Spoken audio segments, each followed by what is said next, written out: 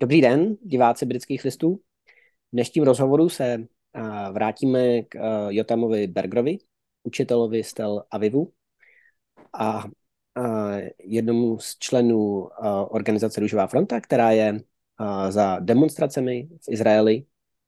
Jejich cílem je zastavit reformu soudnictví, která v Izraeli hrozí, ačkoliv je v tuto chvíli pozastavena právě díky protestům, a která, pokud by se odehrála, tak by významným způsobem omezila demokracii v Izraeli. Mr. Berger, welcome. Good evening.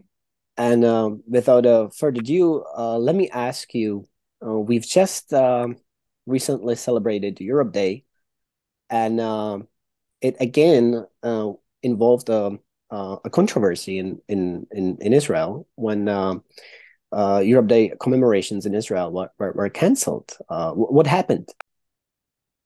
Okay, so every year there's the Europe Day being celebrated in Israel, and the government sends one of its representatives, one of its top ministers. This year, the government chose to send the minister of national security, basically interior security. That's more a precise way to call it. They decided to send him, and he's the leader of the right wing, some might say the extreme right wing in Israel, like the most extreme right wing party. And at that moment, the European countries, most of them, except for Hungary and Poland, all of the European countries just said, no, we will not be celebrating Europe Day in Israel if Jótamem Bergerem, that's the name of the minister, if he is your representative.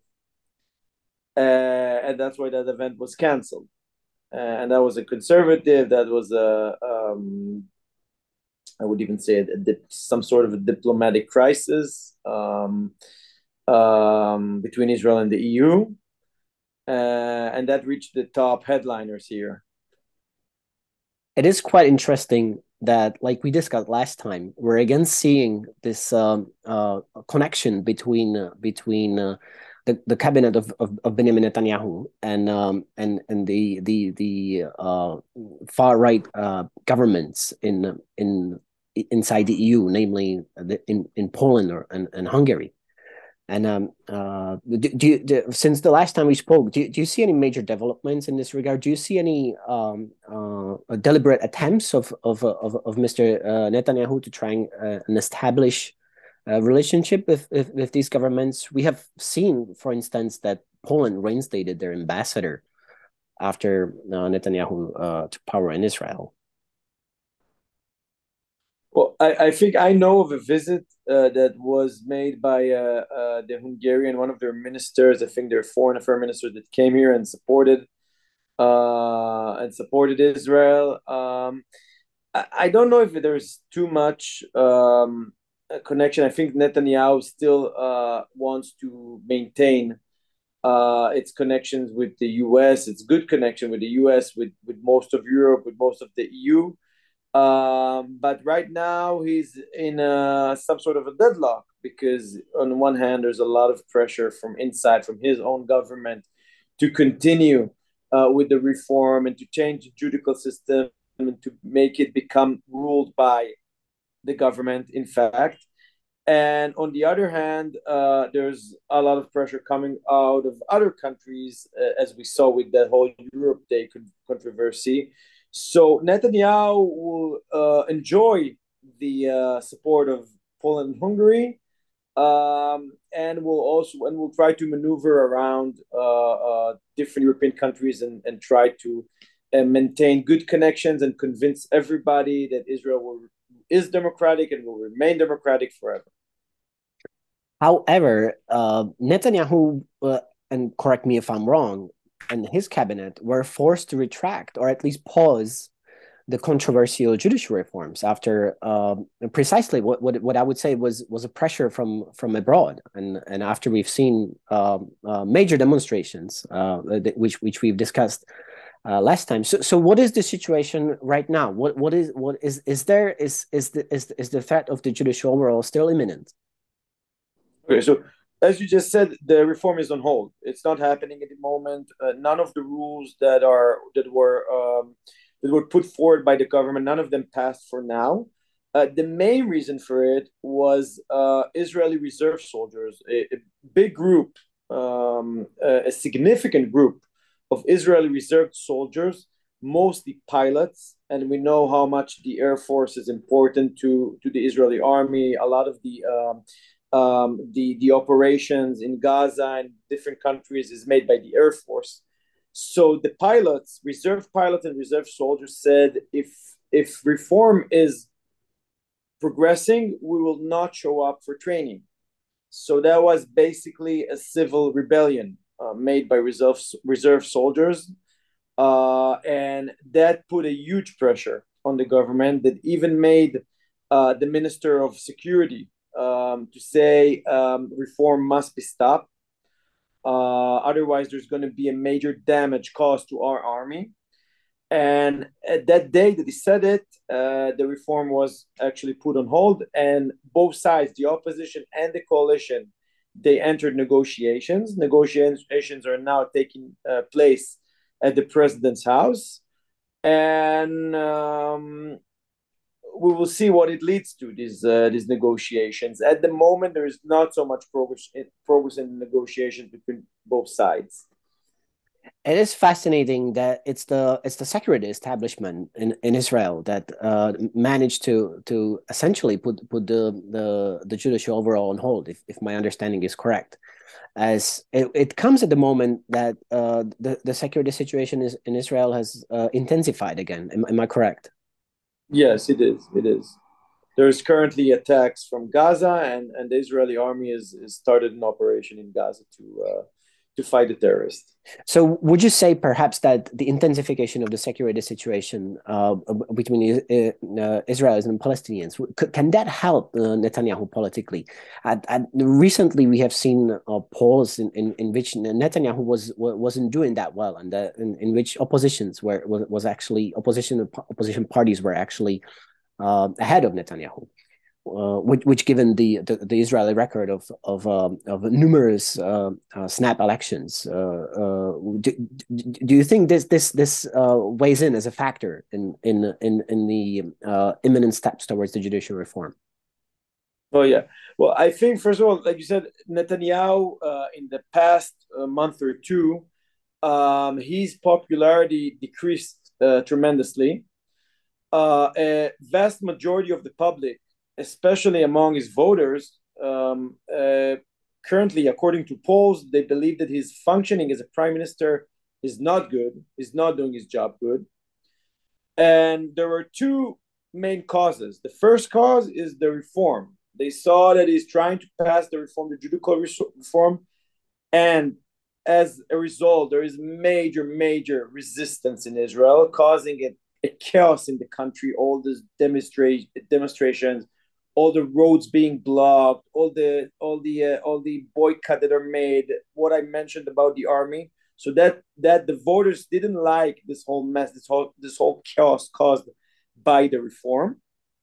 The second reason why Netanyahu's popularity is decreasing is the security situation, which wasn't good. There was a lot of terror attacks in the West Bank and its area, and Netanyahu had to go to an operation. There were also missiles flying from Gaza over the past few weeks. Around 30 missiles were flying from Gaza into Israel over the last few weeks.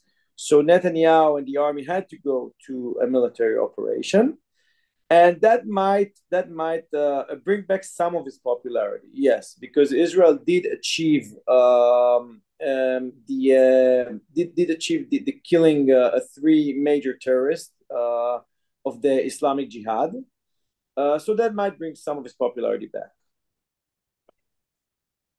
Speaking of security, of course, there's this whole question of Israel's stance towards Ukraine, where Israel is in a peculiar position, but given the Russian presence in the Middle East. But would you say that perhaps with opposition in power, Israel's stance would lean more visibly towards Ukraine? Well, I think the last prime minister before Netanyahu, Yair Lapid, he spoke out his positions regarding Ukraine and Russia. He was very, very pro-Ukraine. He said that we must choose the right side of history by supporting Ukraine. And those kind of statements are not given by Netanyahu, even though Israel aids Ukraine. Mostly humanitarian aid. I think some helmets were sent to Ukraine. I'm not sure. I don't think actual weapon. IT equipment, perhaps. Yes, yes, exactly. I know that at a certain point, Ukraine asked from Israel is asked to receive Israeli the Iron Dome, the anti-missile system that actually defends right now Israel's from the missiles that are sent from Gaza. And I think that Israel refused, from what I know. But at least in the level of declarations, Lapid was much more pro-Ukraine. He condemned Russia, and Russia didn't like it, which also poses a problem to Israel, because since Russia has powers in the neighboring countries, such as Syria, Israel must maintain some sort of positive relationship with Russia. Obviously, the next major event that might change the international relations in the region are the Turkish elections. Do you think that if the power of Erdogan will or at least his presidential term would come to an end this May, do you think that could have an effect on Israeli internal politics as well? I mean, another strongman losing his chair, would that be a factor in domestic politics, or is that under the radar given the internal political situation? It's a little bit under the radar, and Turkey seems. I mean, we have issues with Turkey, and we've had issues with Turkey, but Turkey seems a bit distant in terms of its significance to Israel's well-being, because we find ourselves very close to the U.S. And the U.S. relations is above relationship with the U.S. is above all relationship. And then there's Europe, even though a lot of times there is in Israel there's a lot of disappointment from Europe's positions towards Israel. Some countries, I mean, we have strong relations with Germany, but other countries, some of the criticism, it brought disappointment to the Israeli public. And regarding our region of Middle East and North, so mostly it's the neighboring countries. Turkey is a little bit off the radar. However, there was an interesting situation with Erdogan, that for many years Erdogan was opposing Israel. He had very, very harsh statements regarding Israel policies. And over the last 2 years, Erdogan is trying to come closer to Israel. So relationship has improved tremendously. And I don't know how it will be after the elections. I don't really know what is the opposition's opinion regarding Israel. And I know that Erdogan, he changes his mind. It's all a factor of how he wants to be, close to Europe, close to the US. What is relationship with Syria, with Iran? He's choosing his troops, not troops. He's working his buddies, his allies, and he keeps changing the cards. He keeps shuffling the cards the way he finds good for him. Right, and it's obviously very fascinating to follow this international dynamics of what I would call this front line of strongman leaders or illiberals, to use the Orban's term, and there will definitely be another big factor playing in with Polish elections. However, since our time is running up, let me conclude on what you're involved the most, the demonstrations in Israel. What is the next thing that you foresee happening? First of all, demonstrations are happening all the time. Every day there's a demonstration somewhere. On Saturday, each Saturday, there's a huge demonstration, few demonstrations, which involves around 300,000 people, more or less. You see the public still going out, even though right now the reform is a little bit off the radar since it's on hold. But still, Israeli public is going out to the streets to say its opinion and to show that it cares. There's also demonstrations supporting the reform that also is happening, even though it's in smaller scales than those who are opposing the reform. I think, I would like to see the pressure from the public to resist this reform. I would like to see it maintaining and happening, even though the negotiations are going on.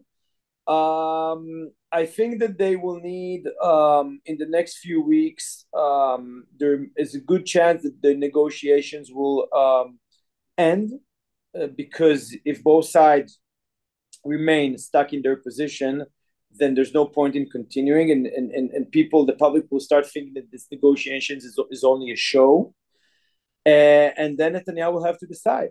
He will have to decide which direction is he going. Is he continuing with this reform, or is he, taking off the table?